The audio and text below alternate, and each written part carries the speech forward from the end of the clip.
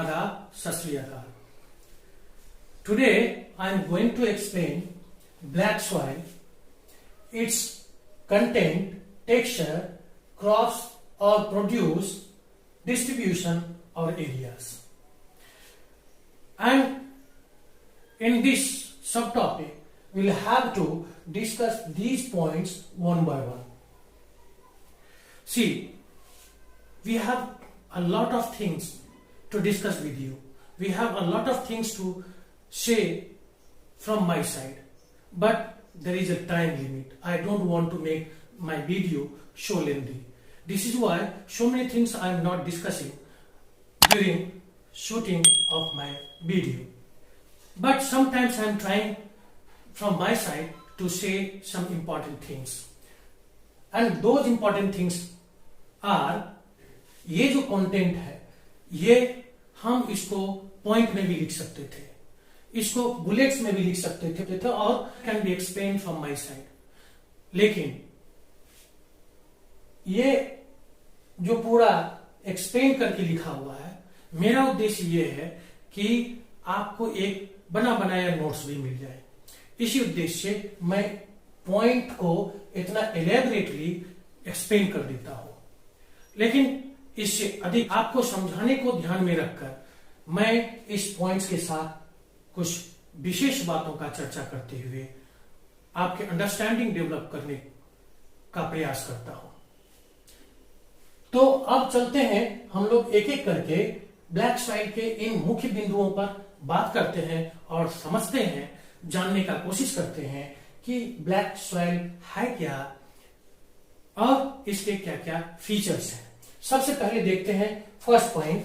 ये पॉइंट जो है, since the colour of the soil is black so it is known as black soil.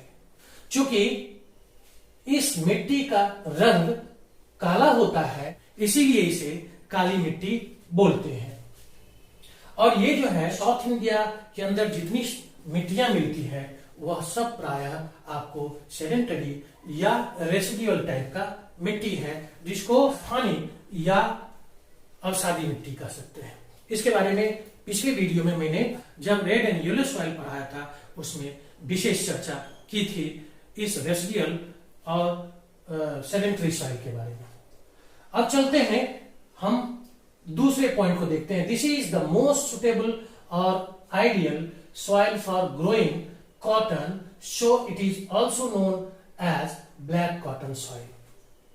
ये जो मिट्टी है कॉटन उत्पादन के लिए, कॉटन के खेती के लिए सबसे उपयुक्त, सबसे आदर्श मिट्टी है. इसीलिए इसे काली कपासी मिट्टी के नाम से भी जानते हैं. और बहुत सारे परीक्षाओं में या एमसीक्यूज में इस तरह के सवाल होते हैं. हो सकता है आप काली मिट्टी के नाम से इसे जानते हो, आप इसे ब्लैक कॉटन सॉइल के नाम से न जानते हो. ऐसी स्थिति में आप फंस सकते हैं. तो इन चीजों को ध्यान रखेंगे. बहुत सारे जो मिट्टियों को हम पढ़ते हैं उनके अलग अलग नाम भी होते हैं. जैसे इसे और कई नामों से हम जानते हैं. जैसे this is locally known as regur और sugar cane soil in Maharashtra. Maharashtra में इसे रेगुर सॉइल के नाम से भी जानते हैं. यह बहुत महत्वपूर्ण है, रेगुर सॉइल को आपको याद रखना है. और महाराष्ट्र के खासकर काठियावाड़ जिले में जो है, ये आप देख लीजिए, महाराष्ट्र के सौराष्ट्र, जिसे सौराष्ट्र भी बोलते हैं और इसे काठियावाड़ जिला भी कहते हैं, इन सारे क्षेत्रों में जो है आपको ये कपास का उत्पादन बड़े पैमाने पर होती है. इन क्षेत्रों में शुगर केन की भी उत्पादन बड़े पैमाने पर होती है, इसलिए इसे शुगर केन सॉइल भी कहा जाता है. कई परीक्षाओं में शुगर केन सॉइल एमसीक्यूज में होते हैं और परीक्षार्थी, अभ्यर्थी फंस जाते हैं यह सोच के कि भाई हमने तो जलोढ़ मिट्टी पढ़ा, काली मिट्टी पढ़ा, लाल और पीली मिट्टी पढ़ा, मरुस्थलीय मिट्टी पढ़ा, लेकिन शुगर केन मिट्टी तो पढ़ा नहीं, तो ये कहां से आ गया. इसलिए यह जानना आपको जरूरी है. At a global level, chernozem soil associated with steppe region is also as blacks. अब स्टेपी रीजन खास करके जो रशिया के आसपास है।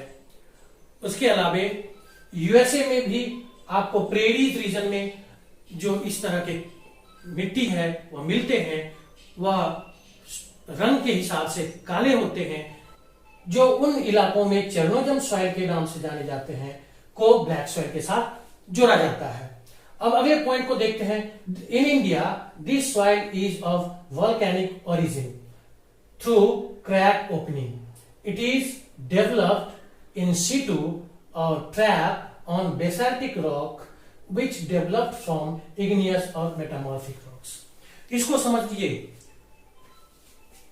इन इलाकों में जब हम डिस्ट्रीब्यूशन के बारे में बताएंगे तो ये सारे जो इलाके हैं ये आपको डेक्कन प्लेट्यू का ये तो डेक्कन प्लेट्यू आप पहले समझिए। ये जो साउथ इंडिया का पेनिनसुलर पार्ट है तो ये आपको डेक्कन प्लेट्यू है। डेक्कन अर्थात दक्षिण मतलब साउथ। इसको दक्कन का पाठार हिंदी में बोलते हैं और डेक्कन प्लेट्यू इंग्लिश में बोलते हैं। तो ये मोटा मोटी ये समझिए ये जो विंध्याचल रेंज है उसके नीचे के प्लेट्यू रीजन को डेक्कन प्लेट्यू कहते हैं।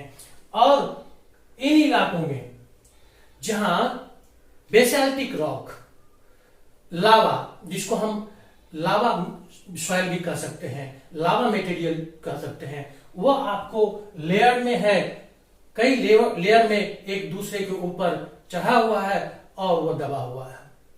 तो जिसको हम क्या कहते हैं ट्रैप। ये बेसाल्टिक ट्रैप है या डेक्कन ट्रैप रीजन है। इन क्षेत्रों में मिलता है जब ऐसे रॉक में वेदरिंग होता है, थर्मल वेदरिंग होता है, वर्षा जल का आघात होता है, उससे वह टूटता है, तापमान के घटने और बढ़ने की वजह से टूटता है, फिर इरोजन होता है, ट्रांसपोर्टेशन होता है। तो इस तरह की सॉइल डेवलप करते हैं। situ अर्थात मतलब उसका मुख्य स्थान, उसका आधार स्थल, जहां पर वह रॉक मिलता है उसी स्थल पर यह वेदरिंग प्रोसेस से डिसइंटीग्रेट होते हैं, डीकंपोज होते हैं और उसी जगह पर सॉइल के रूप में डेवलप करता है, जिस सॉइल को हम ब्लैक सॉइल कहते हैं। और वह जो रॉक होता है प्रधानतः मुख्यतः बेसाल्टिक रॉक होता है जो इग्नियस रॉक्स का आपको एग्जाम्पल है। और मेटामॉर्फिक रॉक्स में भी इस तरह के सॉइल डेवलप करते हैं। और बेसाल्टिक रॉक में इस तरह का ये ब्लैक सॉइल क्यों डेवलप करता है? क्योंकि उसमें लोहांश का मात्रा अधिक होता है, मतलब आयरन रिच होता है, एल्यूमिनियम का मात्रा अधिक होता है, होने की वजह से इसका कलर ब्लैक होता है। आगे चलते हैं। It is believed that climatic condition along with the parent rock materials are the important factors for formation of black soil in लावा प्रदेश। ये डेक्कन ट्रैप को लावा प्रदेश के नाम से भी हम जानते हैं, लावा प्रक्षेत्र के रूप में भी हम जानते हैं। तो ये जो सॉइल डेवलप करता है यह आपको basically hot and humid climatic reason है। हॉट और ह्यूमिड होने की वजह से इन कड़े चट्टानों में वेदरिंग आरंभ होता है और गीला होता है। इसमें जो है इसका हाइड्रेशन होता है, फिजिकल वेदरिंग, केमिकल वेदरिंग और बायोलॉजिकल वेदरिंग भी होता है। इस तरह से इन सारे वेदरिंग प्रोसेस से यह सॉइल डेवलप करता है। तो इन इलाकों में हॉट एंड ह्यूमिड क्लाइमेट मिलता है। यह भी एक वजह होता है, यह माना जाता है। This soil has capacity to retain moisture because it swells when wetted and shrinks when dried, and this is why cracks develop in it। इस soil का एक स्वभाव होता है, एक प्रकृति होता है। जब यह मिट्टी, इस मिट्टी में मॉइस्चर मतलब आर्द्रता या जल ग्रहण करने की क्षमता अधिक होती है, जल को अधिक समय तक ये आपको होल्ड किए रहता है, रिटेन किए रहता है। और ऐसा क्यों? क्योंकि इसके कण जो होते हैं, इसके कणों के बीच जो अंतराणविक स्थान होता है वह बहुत ही क्लोज होता है और क्लोज होने की वजह से वह वाटर को, मॉइस्चर को होल्ड करके रखता है और अधिक समय तक ये रख पाता है। और इस वजह से जब यह ड्राई होता है, जब धूप होता है, तो धूप निकलने पर ये क्या होता है, इसमें क्रैक डेवलप करता है। लेकिन जब वर्षा होती है, उस पर पानी की फुहारे, पानी की बूंदें पड़ती है, तो वह भीग जाती है और यह फूल जाती है। फूलने मतलब एक्सपेंशन, और सूखने मतलब कंट्रैक्शन। ये जो एक्सपेंशन एंड कंट्रैक्शन है, इस कारण इसमें क्रैक डेवलप करता है, और क्रैक डेवलप करने की वजह से इसमें धूप अंदर तक प्रवेश करता है, सनलाइट अंदर तक प्रवेश करता है, एयर अंदर तक प्रवेश करता है। इस वजह से भी यह सॉइल अपेक्षाकृत दूसरे सॉइल के ये अधिक उपजाऊ होते हैं। तो ये एरी सॉइल भी होता है, और ये गीला होने पर चिपचिपा हो जाता है। जुताई करना, सूखने पर जुताई करना कठिन होता है, इसलिए वर्षा की पहली फुहार में ही इसमें जुताई करना श्रेयस्कर होता है। वैसे इसमें सिंचाई की आवश्यकता कम होती है, क्योंकि यह अधिक दिनों तक जल ग्रहण करने की इसमें क्षमता मौजूद होता है। अगला देखते हैं, irrigation is not required for agriculture in this soil. जैसा कि मैंने आपको पहले ही बताया, इसमें खेती करने के लिए सिंचाई की आवश्यकता कम पड़ती है। It covers an area of about 5 lakh square kilometre. किसी किसी किताब में आप 6.6 लाख स्क्वायर किलोमीटर भी देखेंगे। अब आगे देखते हैं texture and content. This soil is made up of extremely fine with clayey materials. यह बहुत ही महीन कणों से बना होता है, जैसा कि मैं पहले भी बताया आपको। इस वजह से इसके कणों के बीच का अंतराणविक स्थान छोटा होता, बालू की तरह ज्यादा बड़ा नहीं होता है कि वाटर आराम से परकोलेट कर जाए, एंटर कर जाए, और वह मिट्टी के ऊपरी परत में नहीं रह सके, और जो उसमें वेजिटेशन है, जो आपको क्रॉप्स है, उसके जड़ को वह पानी उपलब्ध ना हो सके।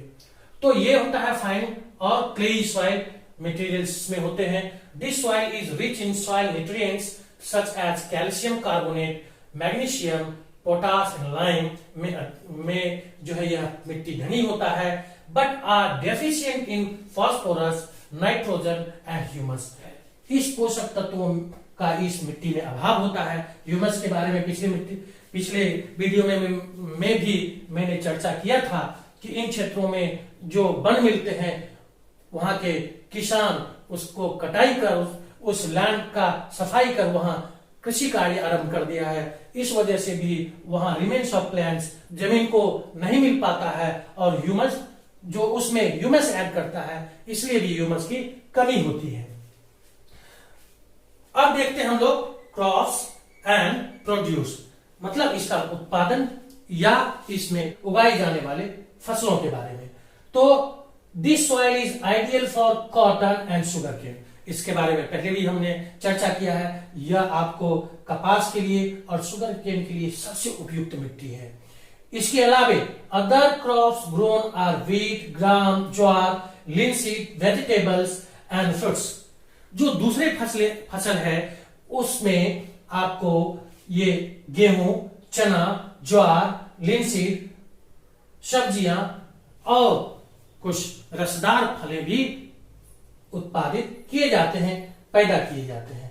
अब चलते हम लोग, उसके बाद है डिस्ट्रीब्यूशन और एरिया, जिसको हिंदी में वितरण के हेड्स में पढ़ा जाता है।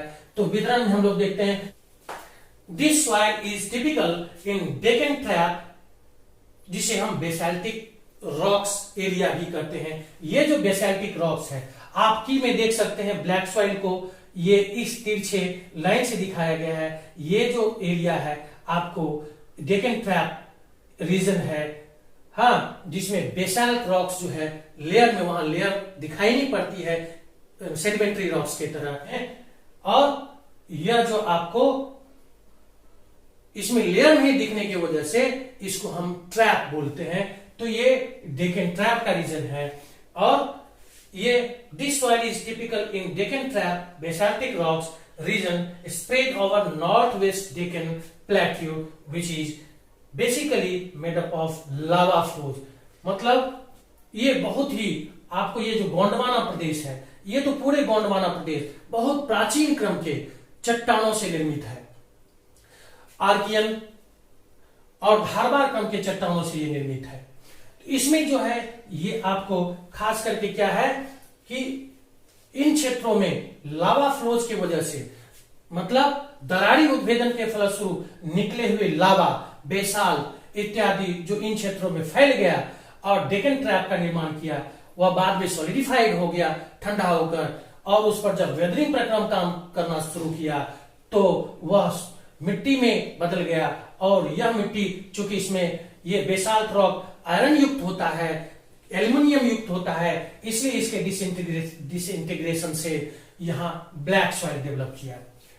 तो प्लेट्यूज ऑफ महाराष्ट्र आप देख सकते हैं, ये महाराष्ट्र रीजन, गुजरात में खास करके आप देखिए सौराष्ट्र, जिसको सौराठ भी बोलते हैं, काठियावाड़ जिला, इन क्षेत्रों में ये जो क्षेत्र है ये देख लीजिए, ये इन क्षेत्रों में।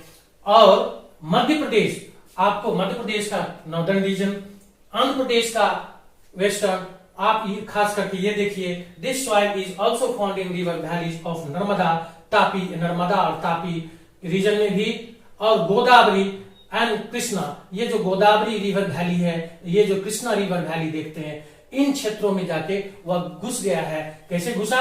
जब यहाँ वेदरिंग प्रक्रम काम किया तो जो वह टूटा, और कभी कभी ये वर्षा का जल के साथ बहकर अपना क्षेत्र विस्तार किया, और वर्षा के जल के साथ फ्लूवियल इरोजन के क्रम में इसका ट्रांसपोर्टेशन हुआ, और यह गोदावरी वैली में और कृष्णा वैली में भी जाके फैल गया। This is all about the distribution और area. Thank you. This is all for today. Jai Hind.